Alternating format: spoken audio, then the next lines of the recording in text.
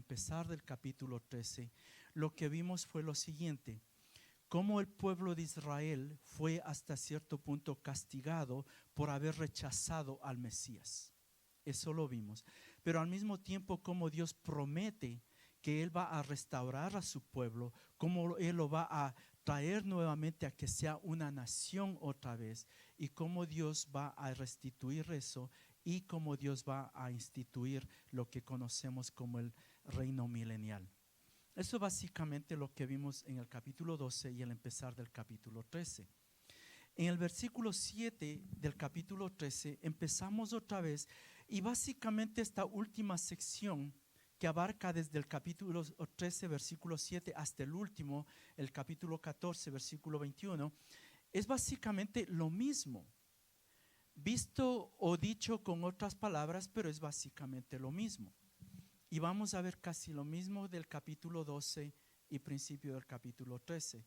Pero vamos a ver ciertas otras cositas que no están en esos capítulos, en el capítulo anterior. Y miren cómo empieza, capítulo 13, versículo 7.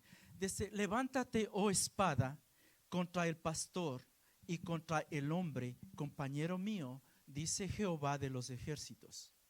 Hiere al pastor y serán dispersadas las ovejas, y haré volver mi mano contra los pequeñitos.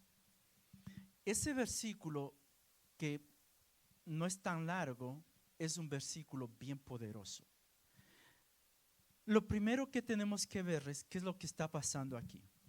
Y dice: levántate, oh espada, contra el pastor y contra el hombre compañero mío. Una vez más, acuérdense que el tema es Israel en sí, cómo Dios está trabajando con Israel. Y aquí lo que vemos es una vez más el rechazo de Israel hacia Jesucristo. ¿Dónde lo vemos? Primero, dice: levántate, oh espada. Cuando habla de espada, acuérdense, estamos hablando de la época de ellos, no de la nuestra. Cuando hablamos de una espada, es de algo violento, es de guerra, es de muerte violenta. Entonces lo que está diciendo es: mata violentamente a alguien.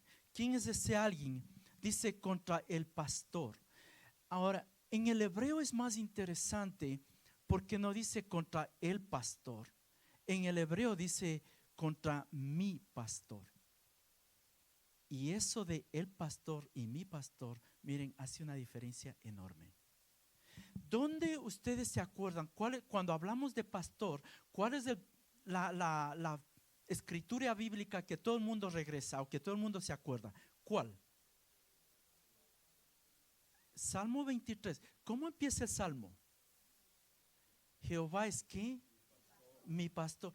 Si ustedes buscan en el hebreo, van a encontrar que la palabra o las palabras mi pastor en el Salmo 23 es una sola palabra en hebreo. Es la palabra roí. Roí. Es la misma palabra que en el hebreo está aquí. Y dice: ataca o levántate espada contra roí, contra mi pastor. Lo primero que tienes que pensar es: ¿quién está hablando aquí? Dios. Dios es el que está hablando. Y oigan lo que Dios dice: levántate espada o mata violentamente a mi pastor. Espérate, ¿Dios tiene un pastor? Porque eso es lo que está diciendo. Levántate, mata a mi pastor. Sí, en el momento en que hablamos de pastores, nosotros pensamos un líder. En este caso no es así. En este caso es como decir: levántate y mata a mi hermano. Levántate y mata a mi compañero de trabajo. ¿Me entienden? También hay algo más. En el momento en que él dice mi pastor, es alguien que él escogió. Y ahí es donde nosotros tenemos que llegar. Porque no es cualquier pastor. Es un pastor, un líder que Dios escogió. Porque la primera pregunta que tenemos que hacernos de este versículo es: ¿de quién está hablando? El que está hablando es Dios. ¿De quién está hablando? Está hablando de alguien que Él escogió, que alguien escogió para que pastoree al pueblo. Ya sabemos, nosotros sabemos la respuesta. Sabemos que está hablando de Jesucristo, pero podemos verlo. ¿Qué más dice? Levántate, oh espada, contra mi pastor. Levántate, oh espada, contra el hombre. Es lo que dice, literalmente en el hebreo dice, contra mi pastor, contra el hombre. ¿Cómo puede ser el pastor que Dios eligió y a la misma vez ser un hombre? Una vez más, la única respuesta es Jesucristo. No hay más nadie. Y dice algo más. Dice en nuestra versión Valera, dice compañero mío. En el hebreo dice aquel que está a mi lado. Wow. No dice el que me acompaña. No. No dice aquel que está a mi lado. Espérate. Es el pastor que Dios escogió. Es el pastor que se hizo hombre. Es el pastor que está al lado de Dios. Miren, sabemos, como digo, nosotros sabemos la respuesta, es Jesucristo. Pero cuando examinamos esto, ya es Jesucristo. Ahora piensen en esto. Esto está en el Viejo Testamento, no en el Nuevo Testamento. Por eso es que los rabíes, los judíos, saben que cuando ellos leen este versículo, está hablando del Mesías. Porque cuando ellos leen hebreo, ellos leen mi pastor, el hombre y aquel que está a mi lado. Ellos saben que se refiere al Mesías. ¿Qué es lo que va a hacer la espada? Dice, hiere al pastor, mátalo, hiérelo. Y dice, y las ovejas van a ser dispersadas. Y miren esto, quiero que vayan al libro de Mateo conmigo. Mateo 26:31. Y Mateo 26:31 dice lo siguiente. Entonces Jesús les dijo, ahora es Jesús hablando, y Jesús les dice, todos vosotros, le está hablando a sus apóstoles, le dice, todos vosotros os escandalizaréis de mí esta noche, porque escrito está. Él se refiere a lo que estamos viendo en Zacarías. Y miren lo que dice, escrito está, heriré al pastor y las ovejas del rebaño serán dispersadas. Una pregunta, ¿cuántos apóstoles y cuántos discípulos estuvieron presentes en el juicio de Jesucristo?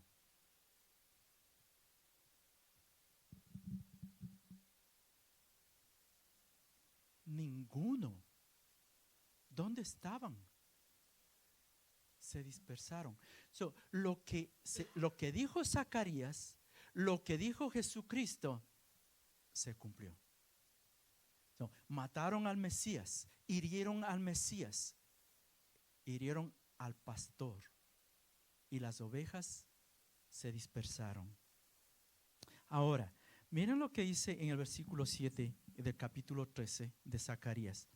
Dice, y haré volver mi mano contra los pequeñitos. Esa frase, haré volver mi mano,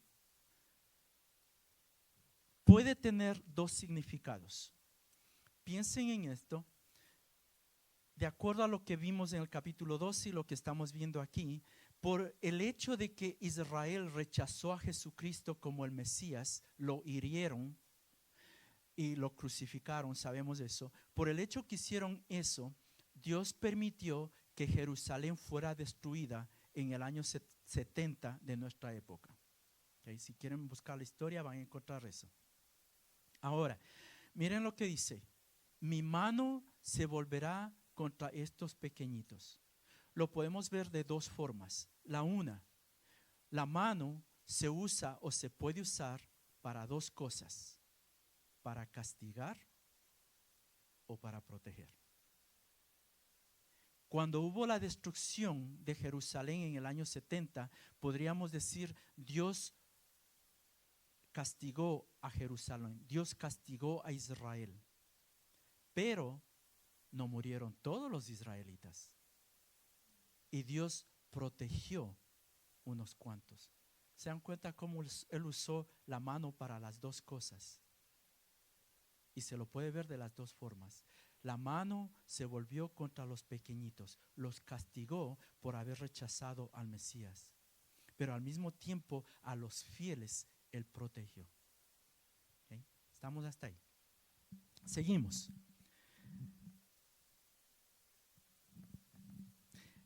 Algo más que se me está olvidando, no quiero que se me olvide esto.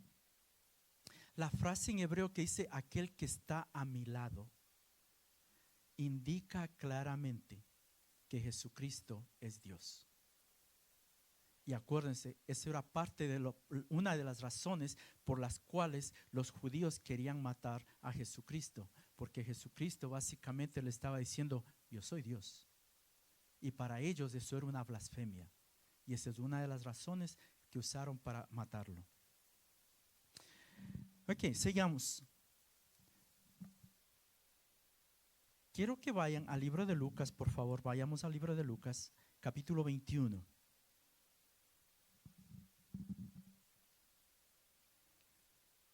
Y piensen en lo que acabamos de decir sobre la mano. Dios castigó al pueblo de Israel por haber rechazado al Mesías, pero al mismo tiempo protegió a los fieles. Ahora, miren lo que dice en Lucas capítulo 21, versículo 20. Pero cuando viereis a Jerusalén rodeada de ejércitos, este es Jesucristo hablando. Sí, Jesucristo les está diciendo a los apóstoles, a todos los israelitas, de lo que va a suceder en el año 70. No les dio un año, pero le está diciendo lo que van a ver. Y miren lo que dice: cuando viereis a Jerusalén rodeada de ejércitos, sabed entonces que su destrucción ha llegado. Jesucristo les advirtió. Y les dice: entonces los que estén en Judea huyan a los montes, y los que en medio de ella váyanse, y los que están en los campos no entren en Jerusalén, porque estos son días de retribución, días de castigo, días de consecuencia. Y miren esto, para que se cumpla todas las cosas que están escritas. Y en el año 70 se cumplió. Y una vez más, miren, Jesucristo ya está empezando su protección aquí. Les está avisando a la gente. Piensen en esto, o pensemos de esta forma. Si Dios viene y te advierte de algo, si Dios te dice no entres ahí, no vayas aquí, no hagas esto, si Dios te advierte, si tú en realidad crees en Él, si yo creo en Él, le vas a hacer caso. Y eso es una forma de Él protegerte. Pero si no le crees, vas a hacer lo que tú quieres y vas a ver el otro lado de la mano. Vas a ver el castigo. Eso es lo que es. Ok, seguimos. Regrésense a Zacarías, por favor. Zacarías capítulo 13. Y vamos a ver el versículo 8 y el versículo 9. Y dice: y acontecerá en toda la tierra, dice Jehová, que las 2/3 partes serán cortadas en ella y se perderán, mas la 1/3 parte quedará en ella. Y meteré en el fuego a la 1/3 parte y los fundiré como se funde la plata, y los probaré como se prueba el oro. Él invocará mi nombre y yo le oiré, y diré: pueblo mío, y él dirá: Jehová es mi Dios. De aquí en adelante, todo lo que vamos a ver es para el futuro. Porque vamos a ver todo lo que vamos a leer, en realidad no se ha cumplido todavía. Todo es para el futuro. Y miren lo que empieza, miren cómo empieza. Dice: y acontecerá en toda la tierra. Lo primero que como que nos choca un poco es que dice en toda la tierra, y dice que van a morir 2/3 partes de los habitantes de la tierra. Eso es lo que está hablando. Pero luego cambia en el versículo 9 y dice: Él invocará mi nombre y diré, y yo le oiré y diré: pueblo mío. Y él dirá: Jehová es mi Dios. Espérate, ¿está hablando de toda la tierra o está hablando de Israel? Porque al principio empieza y dice: y toda la tierra. Una vez más tenemos que regresar al hebreo. Y en el hebreo es interesante porque en el hebreo dice haaretz. Haaretz. Cuando En el hebreo se utiliza la palabra ha y con la palabra eretz. Ha es el artículo el o la y eretz es la tierra. Cuando se utiliza el artículo es algo definitivo. Y todos los judíos y los rabíes saben que cuando dices ha-eretz, te estás refiriendo a Israel. No a todo el mundo, no a toda la tierra. Entonces, si regresamos aquí, lo que está diciendo es, y acontecerá en Israel, ¿sí? Ha-eretz. Y acontecerá en el territorio de Israel, que las 2/3 partes serán cortadas de ella. Sí, está hablando de los israelitas una vez más. Entonces tiene sentido que en el versículo 9 diga, ¿y él? ¿Quién? El pueblo de Israel. El pueblo de Israel invocará mi nombre y yo oiré a mi pueblo. Y les diré, pueblo mío, y él dirá, Jehová es mi Dios. Algo interesante aquí dice que los va a probar como la plata, los va a probar como el oro. Piensen de esta forma, está diciendo que 2/3 partes de los habitantes de Israel van a morir. Eso es lo que dice. Solo va a quedar 1/3 parte. Esa tercera parte van a pasar igual que las otras 2/3 partes a través de lo que venga, las tribulaciones que vengan, los problemas que vengan, y ellos van a ser los que sobrevivan. Van a pasar a través de todo. Pero el propósito de eso, de que pasen por eso, es para entender y saber, estos que sobrevivieron, genuinamente, me encanta esa palabra, genuinamente son creyentes de Dios. Genuinamente son hijos de Dios. Sí, eso es lo que está haciendo, Él está probando. En realidad me crees. En realidad crees en mí. En realidad crees lo que yo he dicho se va a cumplir. En realidad tienes tu confianza puesta en mí. Y piensen en nosotros, cuando Dios permite pruebas en nuestras vidas. No estoy hablando de las pruebas que nosotros mismos nos metemos. ¿Okay? No estoy hablando de esas. Estoy hablando de las pruebas que Dios permite. Dios permite pruebas en nuestras vidas, no para hundirnos, no para hacernos quedar mal o para arruinar nuestra vida. Cuando Dios permite pruebas en nuestras vidas es exactamente lo que está hablando aquí, para probarnos y no para que Él sepa dónde nosotros estamos. Es para que nosotros sepamos dónde nosotros estamos. Y en realidad yo confío en Dios. En realidad con esto que me está pasando, ¿dónde está mi confianza en Dios? En realidad en este problema, esta situación, ¿estoy acudiendo a Dios como yo debiera acudir? ¿Sí? Y es lo mismo. Dios prueba. Dios prueba. Y la idea de todo este asunto es para que nosotros sepamos, en este caso, para que el pueblo de Dios reconozca, Él es Dios y yo confío en Él. No importa lo que venga, no importa lo que pase, Él es mi Dios, Él es mi Padre. Y la respuesta de Dios, tú me reconoces, tú eres mi hijo. Así de simple.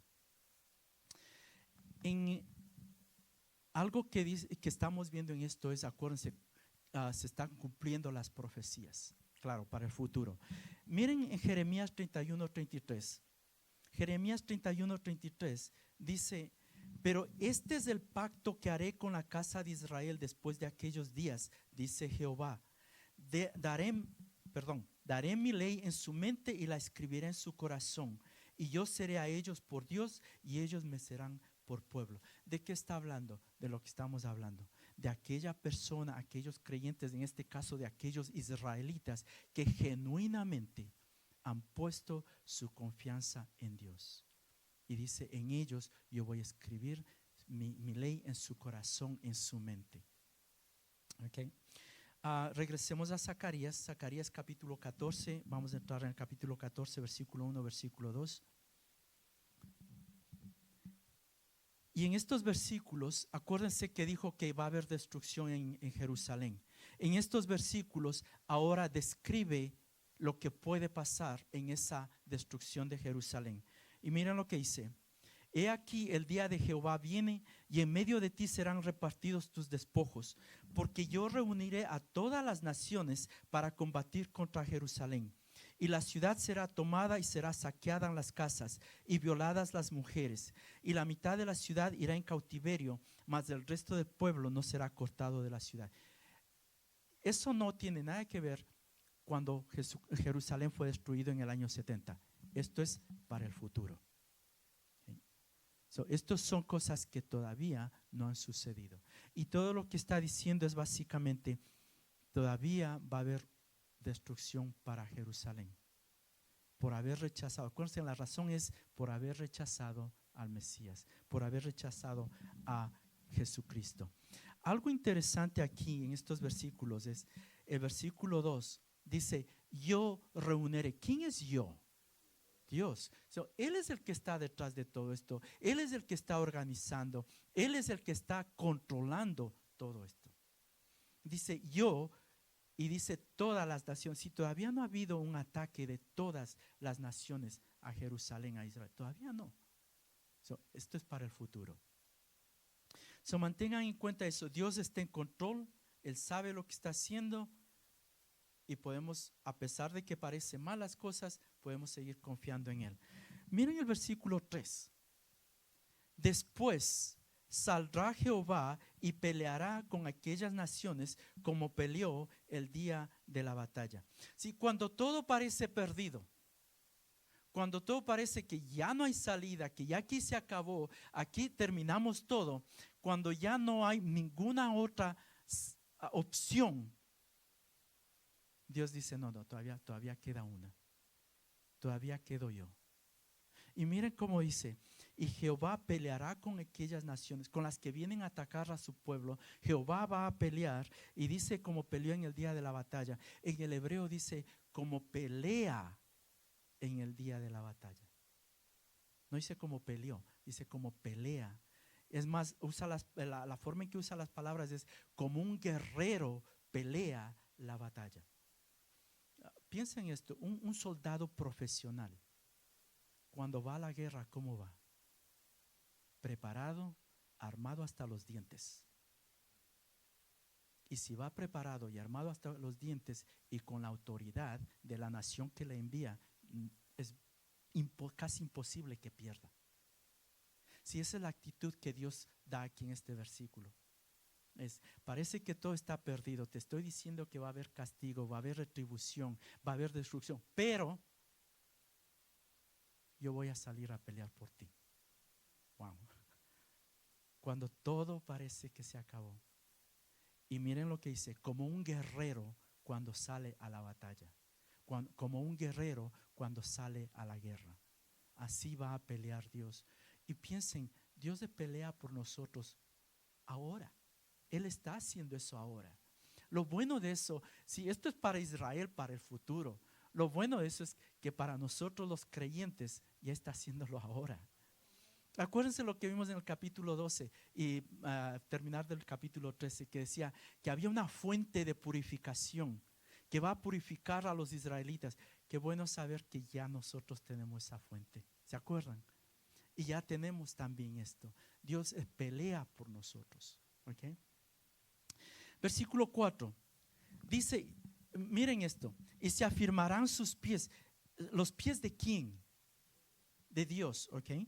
Los pies de Dios en aquel día sobre el monte de los olivos que está enfrente de Jerusalén al oriente. Y el monte de los olivos se partirá por en medio hacia el oriente y hacia el occidente, haciendo un valle muy profundo. Y la mitad del monte se apartará hacia el norte y la otra mitad hacia el sur. Sí, nada de esto ha sucedido todavía. Por eso estamos diciendo, todo esto que estamos viendo es para el futuro. No sabemos cuándo, pero va a suceder. Y el punto grande detrás de todo esto es lo siguiente. Lo que sabemos que ya se ha cumplido, miren los detalles. Dios hizo que hasta los detalles más mínimos se cumplieran. Basado en lo que sabemos, podemos decir, si Él dice que esto va a suceder, va a suceder. ¿Okay? Ahora,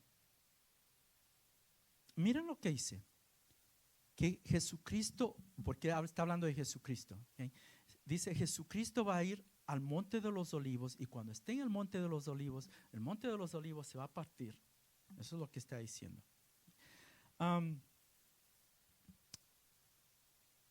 Algo que tenemos que pensar es lo siguiente. Dios hace las cosas, como estábamos diciendo, a perfección. ¿Okay? Y la pregunta que nosotros tenemos que hacernos, ¿y por qué el monte de los olivos? ¿Por qué no podía ir a otro monte? Si hay montes mejores en Israel, ¿ya? ¿Por qué tiene que ser el monte de los olivos? Vayan conmigo al libro de Hechos, capítulo 1.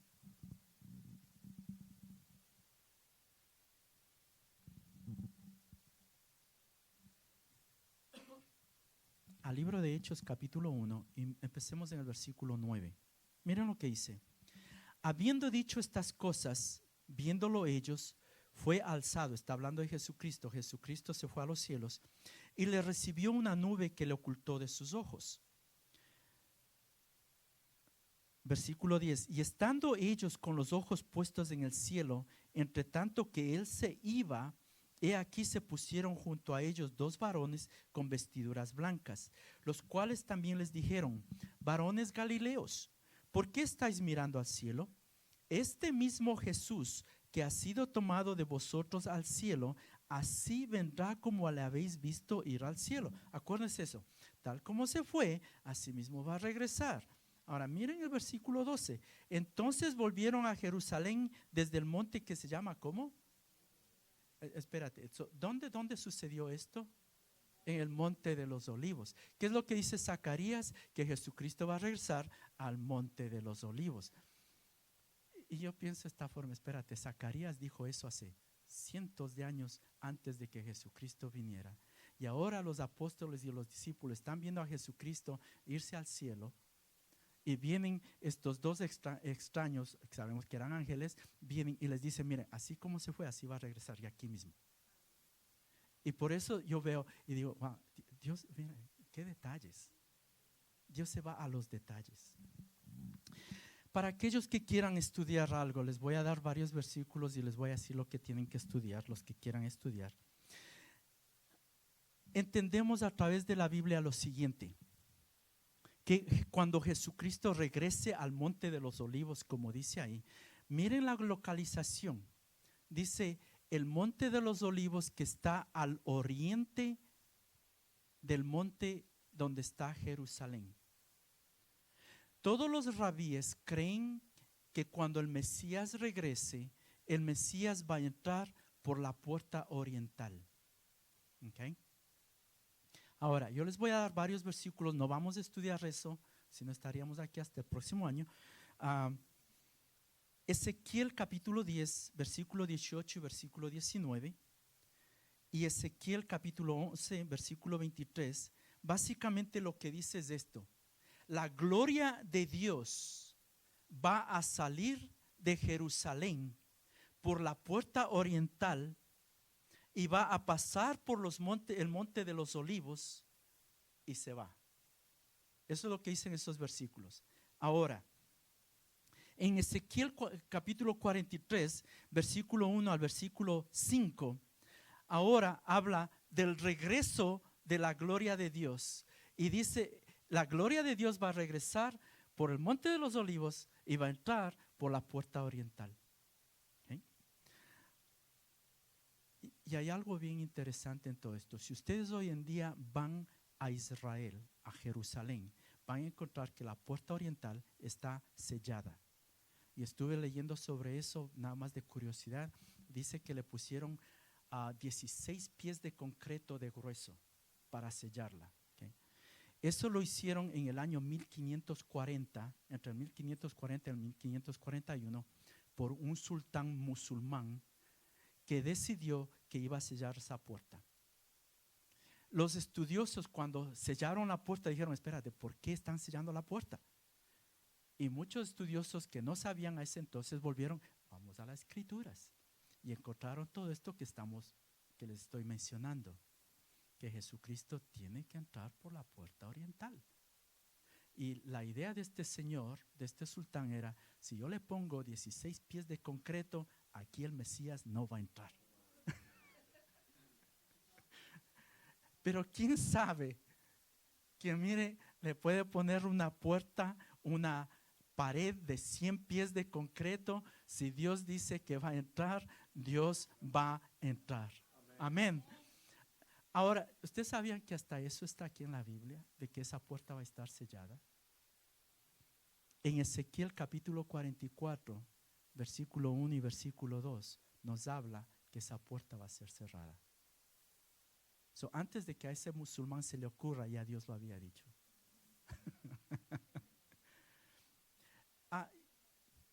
Y estudienlo, como digo, miren, estudienlo, les va a encantar hacer un estudio sobre esto de la puerta oriental. Pero lo que yo veo es lo siguiente. Una vez más, lo que Dios dice se va a cumplir. ¿Ok? Regresemos a Zacarías. Zacarías capítulo 14, versículo 5. Dice, y huiréis al valle de los montes, porque el valle de los montes llegará hasta Asal. Huiréis de la manera que huisteis por causa del terremoto en los días de Usías, rey de Judá. Y vendrá Jehová mi Dios y con él todos los santos. Básicamente piensen de esta forma. Jerusalén está rodeada, Jerusalén va a ser atacada. Jesucristo regresa al Monte de los Olivos, el Monte de los Olivos se parte y ahora crea una vía de escape para los israelitas. Y dice, pueden salir por ahí hasta el valle de Asal. A la gente ha tratado de buscar el valle de Asal, nadie sabe, nadie lo ha podido encontrar todavía, pero creen que era una ciudad o un pueblo cerca de Jerusalén. Como digo, todavía, y yo uso la palabra todavía, no lo han encontrado, sí todavía, porque muchas ciudades, muchos pueblos que la gente ha dicho, no, eso no existió, eso era invención de la gente de antes, y después, y ya la encontraron. Por eso yo todavía no la han encontrado, algún día la encontrarán, porque si está aquí, tiene que haber existido. Ahora, lo que más me encanta de este versículo, y algo que ustedes y yo como creyentes, cuando vemos esto, debería alegrarnos al extremo, es la última parte del versículo que dice, y vendrá Jehová mi Dios. Wow. Ay, ¿qué más queremos? ¿Qué más queremos? Tremenda promesa, y vendrá Jehová mi Dios. Nada más por esa promesa, miren, nosotros deberíamos hacer fiesta. ¿Ok? Y añade algo más y dice, y con él todos los santos. En el libro Segunda de Tesalonicenses, capítulo 1, versículo 7, Primera de Tesalonicenses, capítulo 3, versículo 13, y en el Apocalipsis 19, 14, nos respalda esto. Les voy a dar la cita de otra vez. Segunda de Tesalonicenses 1, 7, Primera de Tesalonicenses 3, 13 y Apocalipsis 19, 14, básicamente dicen lo mismo. Los santos van a regresar con Jesucristo. ¿Okay? Segunda de Tesalonicenses 1:7, Primera de Tesalonicenses 3:13 y Apocalipsis 19:14. Y mire, por si acaso, si alguna vez usted tenía ganas o quería aprender a montar a caballo, si usted es un creyente, el Apocalipsis dice que cuando usted regrese con Jesucristo, usted va a tener un caballo blanco. Dice, eso dice. Miren lo que dice, yo les voy a leer. Y los ejércitos celestiales, estamos ahí nosotros, vestidos de lino fino, van a estar bien vestidos, bien elegantes, ¿ok? Blanco y limpio, ¿ok? Y le seguían en caballos blancos. ¿Está ahí? Ok, seguimos. Zacarías 14, 6, 7. Dice, y acontecerá que en ese día no habrá luz clara ni oscura. Será un día el cual es conocido de Jehová, que no será de ni día ni de noche, pero sucederá al caer de la tarde, habrá luz. Anoten esta cita, Apocalipsis 21, del versículo 23 al 25. Y básicamente lo que eso nos dice, lo mismo que aquí. Y yo me pongo a pensar de esta forma. Habla de que la luz de los astros va a estar opaca. Okay. Y yo lo pienso de esta forma, para yo poder entenderlo. Okay, para yo poder entenderlo. ¿Qué pasa? Miren la luz que hay aquí. Pero ¿qué pasa si yo cojo una luz bien potente, y yo vengo a cada uno de ustedes y le pongo esa luz frente a su cara? Okay. Bueno, vamos a asumir que no te va a dañar la vista. Vamos a asumir que tienes unos ojos supernaturales o sobrenaturales. Okay. So, ¿qué va a pasar cuando yo pongo esa luz bien potente frente a tu cara? ¿Qué va a pasar con estas luces? Es como lo que tienes delante tuyo es tan y tan potente, tan y tan brillante, que estas luces se van a ver opacas. Y si tú tienes esa luz delante tuyo, todo un siempre, ¿para qué necesitas otra luz? ¿De qué estoy hablando? El Apocalipsis dice que la presencia de Dios va a ser nuestra luz. Y la luz de Dios, la presencia de Dios es tan y tan brillante que aunque el sol esté afuera, aunque la luna esté afuera, se van a ver opacos en relación a lo que Dios es. Y vamos más allá, dice que en la noche va a haber luz. Bueno, seguro que va a haber luz si Dios está ahí.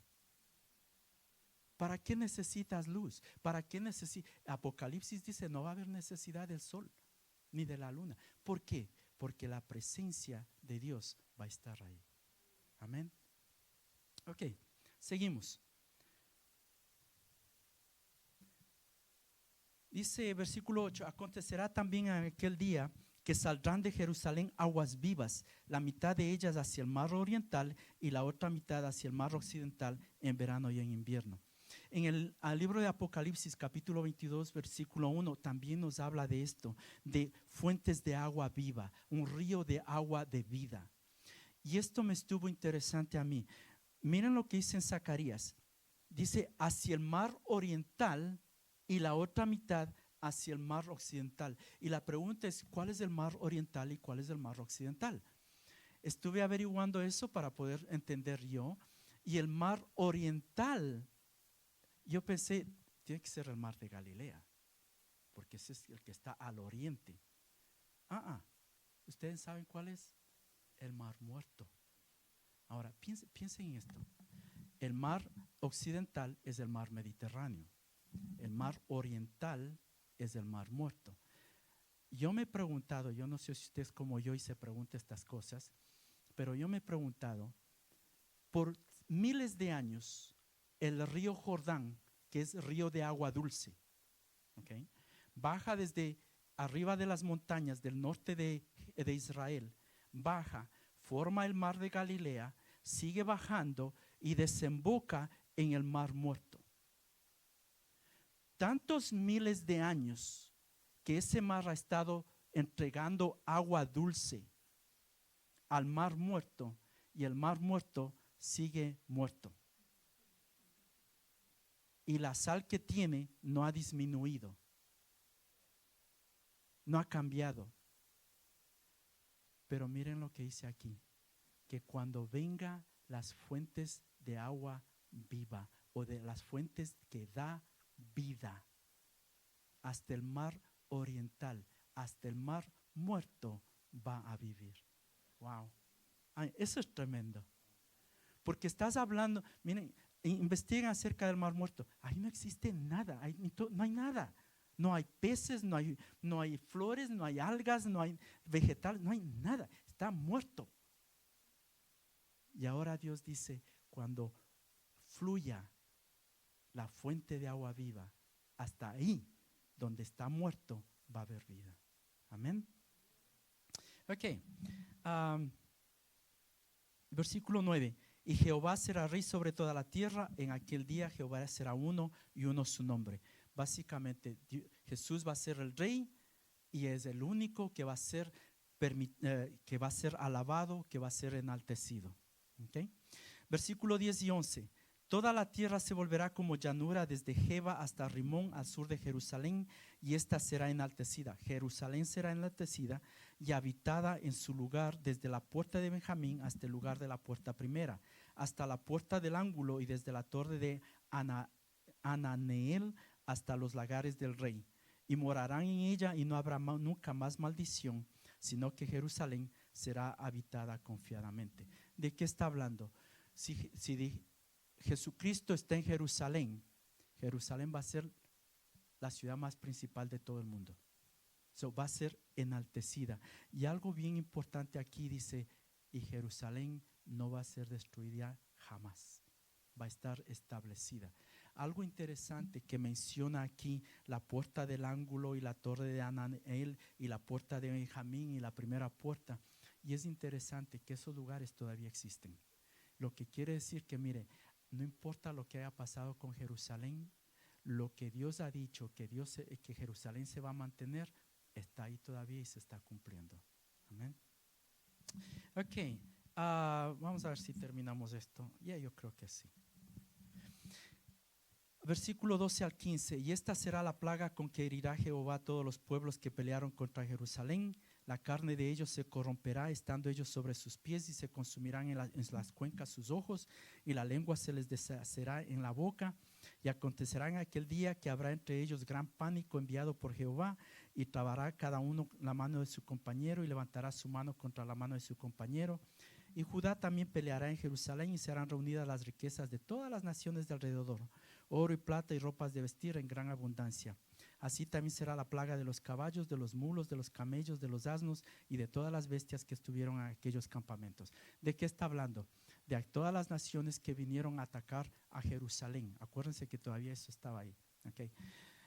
En el Apocalipsis dice que esa guerra no va a durar mucho tiempo. Okay.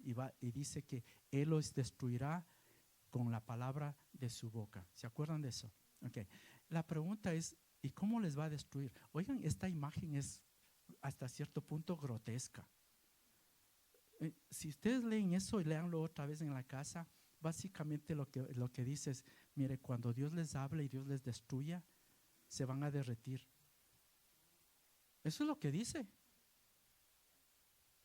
No van a morir fácilmente, no van a morir suavemente, debería decir. Eso es lo que dice, se van a derretir. Okay. Y todo eso Él hace con los enemigos de su pueblo. Ok. Y todos los caballos y todos los animales de esa gente también igual, se van a derretir. Ok, versículo 16 al 19. Y todos los que sobrevivieron de las naciones que vinieron contra Jerusalén subirán de año en año para adorar al Rey, a Jehová de los ejércitos, y a celebrar la fiesta de los tabernáculos. Y acontecerá que los de las familias de las tierras que no subieron a Jerusalén para adorar al Rey, Jehová de los ejércitos, no vendrá sobre ellos lluvia. Y si la familia de Egipto no subiere y no viniere, sobre ellos no habrá lluvia. Vendrá la plaga con que Jehová herirá a las naciones que no subieren a celebrar la fiesta de los tabernáculos. Esta será la pena del pecado de Egipto y del pecado de todas las naciones que no subieren para celebrar la fiesta de los tabernáculos. Esto estamos hablando ya del reino milenial, como digo, para el futuro. Y Dios está diciendo, miren, se va a hacer una fiesta todos los años y todos se supone que vayan a Jerusalén a celebrar la fiesta de tabernáculos. Y la pregunta es, ¿y por qué la de tabernáculos? Porque uno pensaría, debería ser la Pascua. A mí la Pascua es lo más importante. ¿Por qué la fiesta de tabernáculos? Y piensen en esto, en el Apocalipsis, capítulo 21, versículo 3, básicamente lo que dice es lo siguiente: y Dios hará tabernáculo con su pueblo. Sí, Dios ve, la Pascua es fantástico, la Pascua es buena, pero ya no necesitamos Pascua porque estamos en su presencia. Pero lo que necesitamos celebrar es que Dios está con nosotros. Y eso es lo que dice en el Apocalipsis: Dios va a ser tabernáculo con ellos, va a habitar con ellos, va a estar con ellos. Y eso es lo que Dios quiere que celebremos. Y miren lo que dice, va a haber gente, estamos en el reino milenial donde Jesucristo es el Rey. Y va a haber gente que va a ser media rebelde porque dice, tienen que ir a Jerusalén, y va a haber quien dice, no, yo este año no voy. Y va a haber castigo para esa gente. Okay. So, aún dentro del reino milenial con Jesucristo como Rey, mire, va a haber gente rebelde. Ok, so la presencia de Dios es celebrada. Versículos 20 y 21. En aquel día estará grabado sobre las campanillas de los caballos: santidad a Jehová. Y las ollas de la casa de Jehová serán como tazones del altar. Y toda olla en Jerusalén y Judá será consagrada a Jehová de los ejércitos. Y todos los que sacrificaren vendrán y tomarán de ellas y cocerán en ellas. Y no habrá en aquel día más mercader en la casa de Jehová de los ejércitos. Dos cosas aquí. Primero, miren lo que dice: hasta las campanillas de los caballos van a tener engrabado las palabras santidad a Jehová. En el libro de Éxodo nos dice de dónde sale eso. El único lugar donde esas palabras estaban engrabadas era en la diadema o en el turbante que se ponía el sumo sacerdote. Tenía una diadema de oro donde decía santo a Jehová o santidad a Jehová, indicando que el sumo sacerdote es purificado, es santo, dedicado, separado para Dios. Y acuérdense de esto: Jesucristo hace eso por nosotros, y Jesucristo es nuestro sumo sacerdote. Y ahora viene y dice: en el reino milenial, hasta las campanillas de los caballos, hasta lo más insignificante, va a ser dedicado a Dios, va a ser santo para Dios. El reino milenial se va a caracterizar por santidad para Dios. Eso es lo que está hablando. Y una cosa más, en la última parte del versículo 21, y dice: y no habrá en aquel día más mercader en la casa de Jehová de los ejércitos. La palabra que se ha traducido como mercader, en el hebreo dice canaanita, no dice mercader. Le han puesto mercader porque los canaanitas eran mercaderes también. La palabra canaanita, el significado cambia completamente. Porque uno piensa: oh, no va a haber mercancía cuando hablamos de un mercader, o no va a haber compra y venta. Pero cuando ponemos la palabra canaanita, cambia totalmente. Porque en el libro de Levítico, y eso léanlo en la casa, Levítico capítulo 18, versículo 3, en realidad todo el capítulo, ¿ok? El libro de Levíticos o de Levítico nos dice lo siguiente: cuando entren a la tierra prometida, no sean como los canaanitas. Eso es básicamente lo que dice. Y en esos versículos, en la mayor parte de ese capítulo, nos dice cómo eran los canaanitas. Miren, vayan, lean. Y se van a dar cuenta que eran bien depravados. Está ahí. Y lo que Dios está diciendo es: no sean como ellos. Y ahora en Zacarías dice: cuando yo esté en mi reino, no va a haber canaanitas. Lo que está diciendo es: no va a haber pecado, no va a haber la maldad, no va a haber lo que había en Canaán. Eso es lo que no va a haber aquí. O sea, no está hablando de mercancías, está hablando de pecado. ¿Sí? El libro de Zacarías, como les dije al principio, miren, es Zahar Yah, Jehová se recuerda. Y básicamente el tema principal es Israel. Y lo que hemos visto en estos últimos capítulos es cómo el pueblo de Israel rechazó al pastor de Dios, a Jesucristo, al Mesías, cómo hubieron consecuencias por ese rechazo. Luego vemos cómo el Mesías regresa y el Mesías restaura.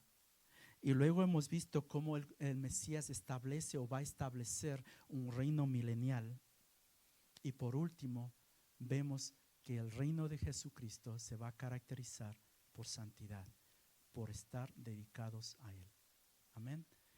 Bueno, espero que hayan aprendido algo en el libro de Zacarías y bueno, seguimos la próxima semana.